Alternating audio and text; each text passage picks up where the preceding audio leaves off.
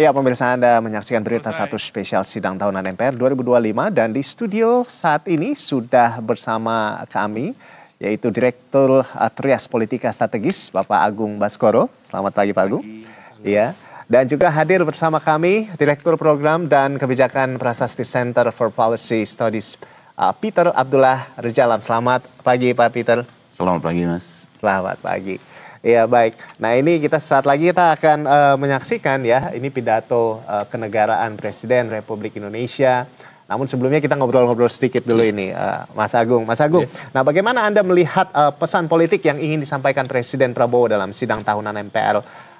Ini yang pertama kali untuk Presiden Prabowo Subianto. Silakan Mas Agung. Setelah 9 bulan beliau memimpin, mungkin hampir publik 10 bulan, hampir 10 bulan beliau akan saya kira menyampaikan soal stabilitas, kemudian konsolidasi elit yang mulai terjadi bahkan dalam beberapa aspek itu semakin kokoh ya, karena ada arahan Partai Demokrasi Indonesia Perjuangan atau PDIP juga diajak untuk bergabung semacam itu, sehingga narasi penyeimbang itu keluar.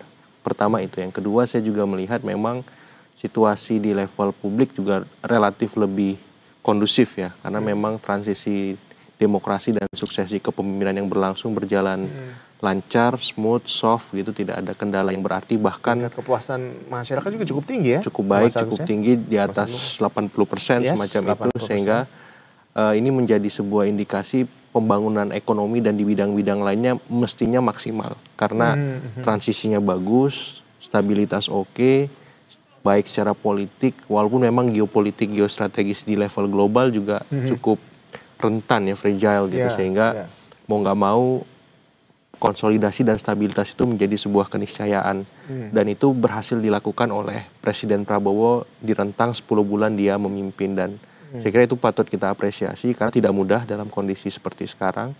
Tinggal bagaimana bisa nanti Pak Peter bisa menceritakan situasi ekonomi kita karena sedikit banyak ini akan menjadi concern dan menjadi pondasi terkait approval rating, elektabilitas presiden, apakah memang solid untuk menempuh bulan-bulan berikutnya, maupun ketika ada bahasan oleh teman-teman di elit untuk term kedua dalam tanda petik ya, seperti itu. Jadi saya kira snapshot dan highlight itu menjadi sebuah poin yang kita tunggu-tunggu dalam pidato ini. Yang kedua, memang pidato kenegaraan ini semacam konvensi tidak tertulis Mas Ando, karena setiap ya hari kemerdekaan sejak zaman Bung Karno sering dilakukan walaupun konvensi tidak tertulis. Namun ini sebagai sebuah indikasi kuat bahwa fungsi-fungsi transparansi, pengawasan antara eksekutif ke legislatif itu tetap berlangsung dan berjalan ya. Walaupun memang kita lihat secara prosedur dan taktis, teknis ini sudah kondusif sebenarnya. Tapi tetap dilakukan dan saya kira poin-poinnya akan menyesuaikan gaya kepemimpinan. Misalkan dulu Bung Karno itu lebih retoris, ideologis pidato kenegaraannya. Pak Harto lebih teknokratis. Kemudian Pak Habibie sampai Ibu Mega itu cenderung membahas soal situasi saat itu. Kita baru transisi demokrasi, reformasi demokratis macam itu. Kemudian masuk ke zaman Pak SBY yang data driven ya, formal, diplomatis. Nah, kalau Pak Jokowi lebih low konteks tuh, membumi, informal, santuy gitu ya. Nah, kalau Pak Prabowo ini gimana pidatonya nanti? Saya akan menunggu dan menanti itu juga. Selama ini kan memang ada istilah military way, Mas. Populis tapi juga tegas gitu ya. Kemudian straight to the point. Dan saya akan lihat nanti bentuknya di sini apakah tetap sama atau karena situasinya terlalu formal kan, dia mau nggak mau harus menyesuaikan. Biasanya kan dia, saya baca pidato nggak gitu kan, atau ya udahlah baca sebagian lagi kita ngobrol gitu ya, sambil ketawa ke TV dia stand up kayak gitu. Tapi kalau dari Pak Peter sendiri bagaimana melihatnya ini Pak? Ya ini forum besar ya, yang selalu kita jadikan sebagai salah satunya sebagai rujukan. Ya, baik itu kita melihat ke belakang kinerja presiden sebelumnya, periode kalau Pak Prabowo ini kan seperti disampaikan tadi 10 bulan kemarin. Tapi utamanya lagi juga kita untuk melihat ke depan. Ya. Karena di sini nanti juga ada pada hari ini juga akan disampaikan juga nota keuangan yang berisikan tentang rencana anggaran kita untuk anggaran pemerintah ke tahun 2026. Sehingga memang pada hari ini dari pagi sampai sore ini saya kira kita akan mendiskusikan tentang kinerja pemerintah dan kemudian apa yang akan dilakukan oleh pemerintah untuk tahun 2026. Dan kemudian kita juga bisa memprognosakan, memproyeksikan kira-kira pada tahun 2025 ini seperti apa kinerja pemerintah. Jadi memang apa yang akan disampaikan oleh Presiden pada hari ini saya kira menjadi sangat penting untuk kita ikuti. Saya kira menarik, kita tunggu, karena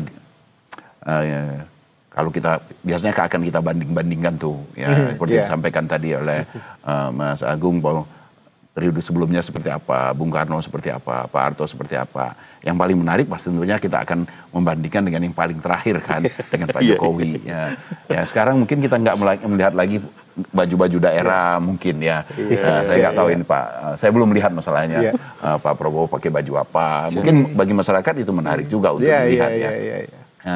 Tapi mungkin yang jelas adalah kedua dan semua pemimpin pasti punya gayanya masing-masing yang harus kita apresiasi ya.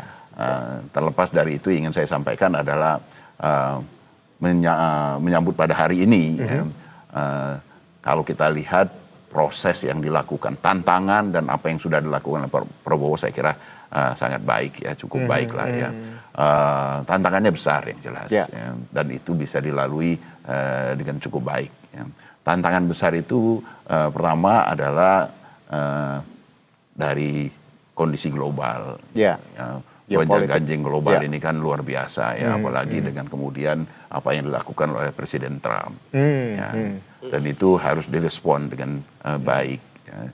Dan apa yang sudah kita capai ya, hasil negosiasi kita terlepas dengan puas tidak puas ya, gitu ya, Pak, 19% ya, karena itu akan bergantung dengan sudut pandang kita melihatnya ya.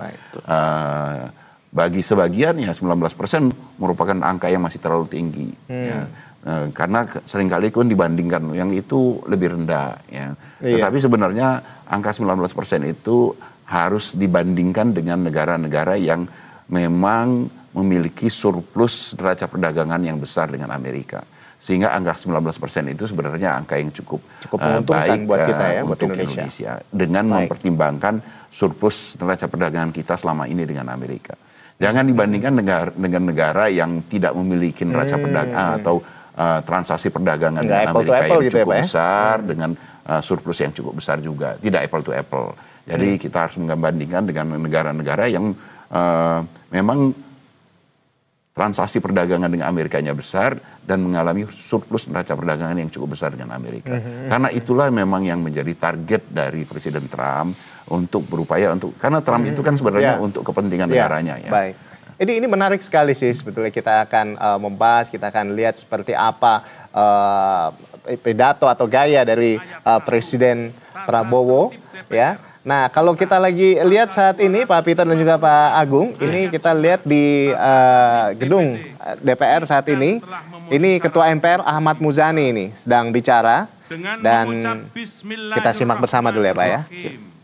Sidang tahunan MPR tahun 2025 dan sidang bersama DPR dan DPD tahun 2025 dengan agenda laporan kinerja lembaga-lembaga negara yang akan disampaikan oleh Presiden dan pidato kenegaraan Presiden dalam rangka memperingati hari ulang tahun ke-80 kemerdekaan Republik Indonesia kami buka dan dinyatakan terbuka untuk umum.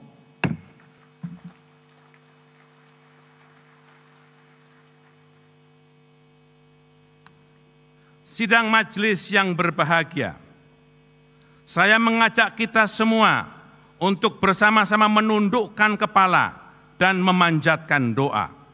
Semoga doa yang akan kita panjatkan hari ini akan diterima oleh Allah Subhanahu wa Ta'ala, Tuhan yang Maha Esa, dan semoga bangsa Indonesia senantiasa diberkahi, dilindungi, dan diberi kekuatan oleh Allah. Doa akan dipimpin oleh Saudara Menteri Agama yang juga Imam Besar Masjid Istiqlal, Profesor Dr. Kiai Haji Nasaruddin Umar. Kami persilahkan.